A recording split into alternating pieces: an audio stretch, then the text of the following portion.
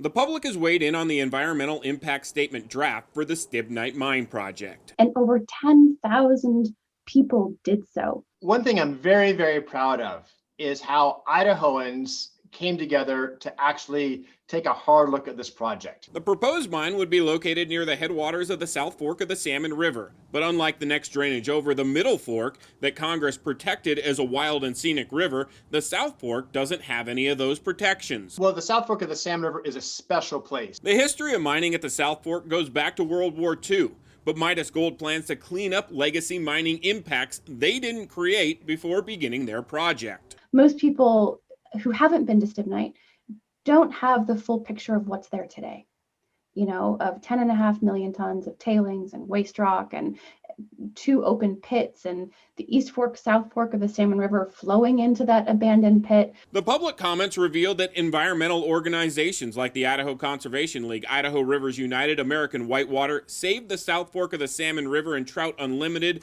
don't believe the solution to restoration includes more mining. In fact, over half of the project area is outside of this footprint in pristine areas.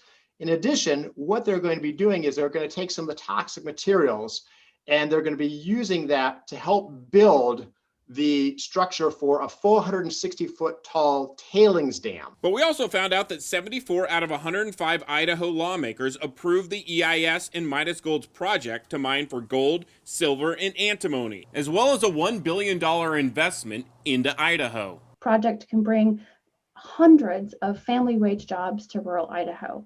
And we appreciate that we saw a lot of people weigh in saying that this project can provide a critical mineral, antimony, where there are no other sources in our country today. It can be that critical source of antimony. Idaho lawmakers support Alternative 2, which Midas Gold created after listening to public comments and reworking their original proposal back in 2016. It identified a public access route through the project to help ensure that recreationalists could still access the areas that they were used to accessing. It also identified some changes to the road layout or to the power line layout to help reduce impacts. And then another big thing is it helped us put in more practices around water quality. However, public comment showed that Native American tribes, anglers, kayakers, and anybody who relies on the river for their quality of life, for the most part, doesn't think the EIS has gone far enough to address future water quality. We're looking at a 7-degree temperature increase, both within the project area and downstream. When we went through the document, we've seen that over 20% of the habitat for Chinook salmon and over 27% of the habitat for bull trout would be lost. But Midas Gold will take a closer look at the public comments so they can make more adjustments like they did before, as they've worked on this project for 10 years now. Between the draft that we just saw and the final, we do anticipate that there will be more improvements to the project, particularly around water quality, water temperature, and potentially some other things that can help refine and improve it even more. Perhaps an example of that are the concerns by the city of McCall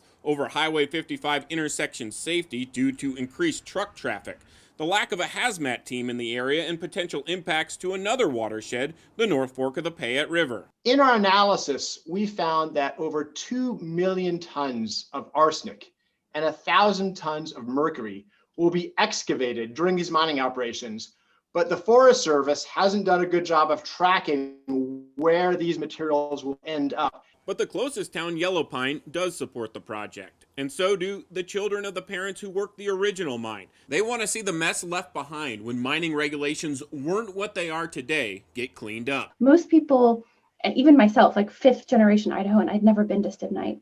And so we don't always feel the need or the urgency that actually exists, to go up and really help be part of the solution up there until you get there, until you see it. And then it makes so much sense as to why this is the right solution. Steve Dent, Idaho News 6.